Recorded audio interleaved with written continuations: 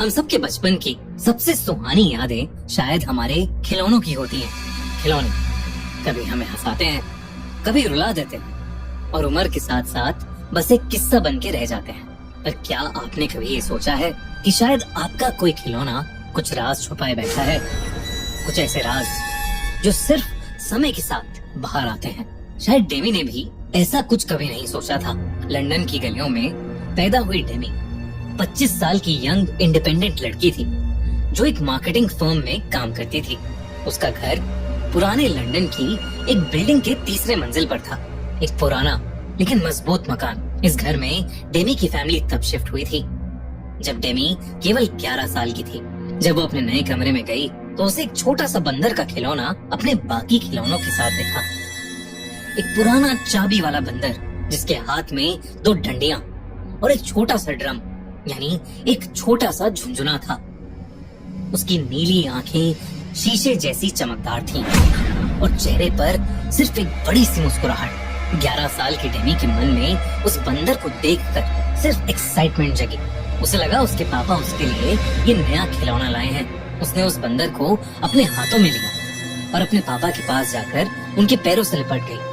उसके पापा ने उसे प्यार से गोदी में उठाया तो वो पापा के गालों पर एक किस देकर बोली, नए खिलौने के लिए थैंक यू सो मच पापा। उसके पापा ने कंफ्यूजन से डेमी और उस बंदर को देखा पर तब शिफ्टिंग की अफरा तफरी ने उनका ध्यान खींच लिया। उन्होंने डेमी को कहा, बेटा जाके अपने कमरे में खेलो, यहाँ सब फर्नीचर इधर उधर हो रहा है, आपको चोट लग जाएगी। छोटी सी डेमी अपने कमरे में जाकर उस बंदर के साथ खेलने लगी।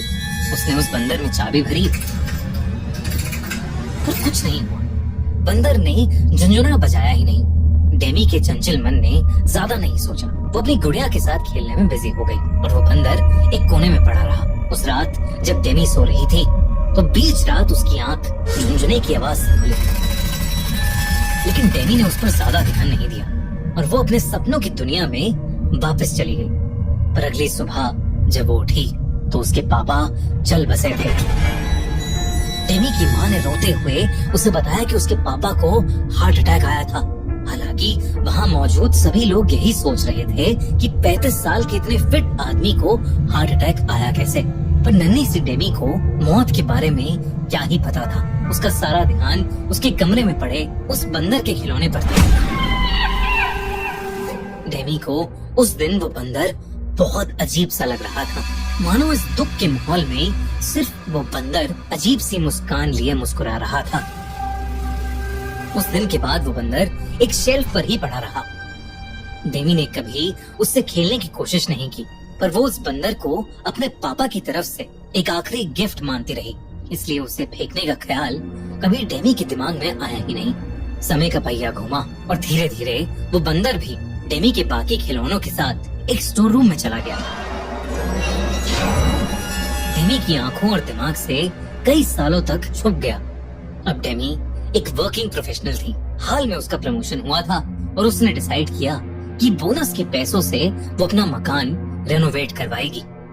दोस्तों, हमने अपने crime channel the crime show पर सिद्धू मूसेवाला मर्डर केस को कवर किया है। अगर आप सिद्धू के फैन थे या अगर आपको जानना है कि एक्चुअली में सिद्धू मूसेवाला केस में क्या हुआ था तो इस वीडियो के बाद हमारी उस वीडियो को देखना मत भूलना। लिंक पिन कमेंट और डिस्क्रिप्शन में।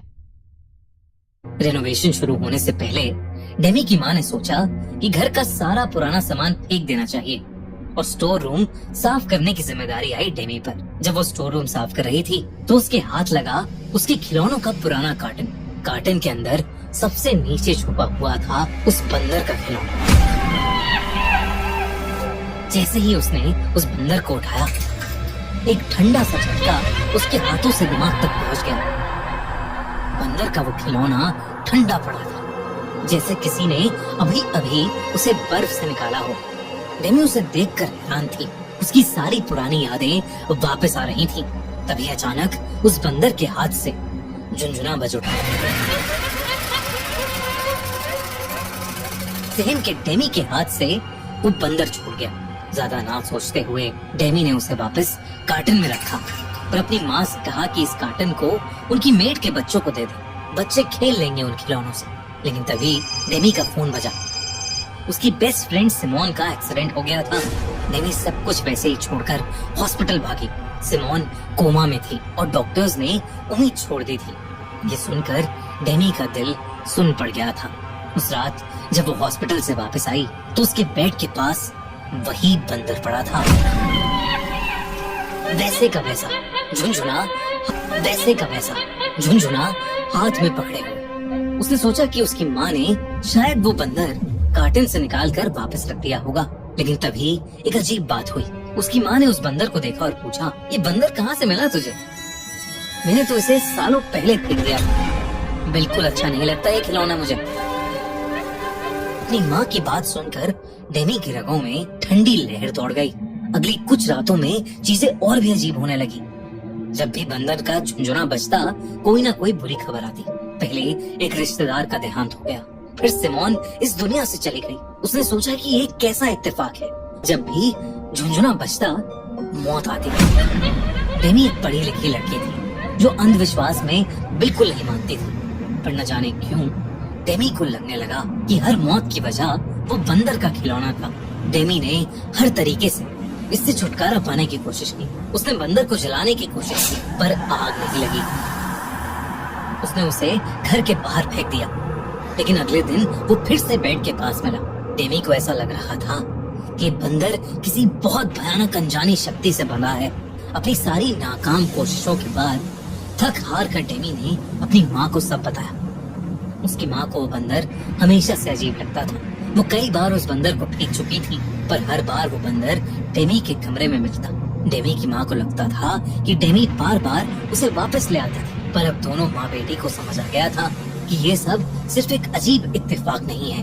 डेमी और उसकी माँ ने चर्च के एक प्रीस्ट को घर बुलाया और उन्हें सब कुछ बताया। जैसे ही उस प्रीस्ट ने उस बंदर को देखा, उसने चिल्ला के पूछा, ये कहाँ से आया आपके पास?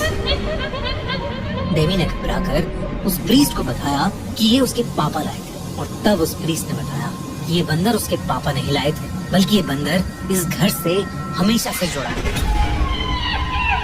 और ये बंदर कोई आम खिलौना नहीं है, बल्कि एक ऐसा खिलौना है जो भयानक रूप से श्रापित है और उस पर एक शैतान का वास है।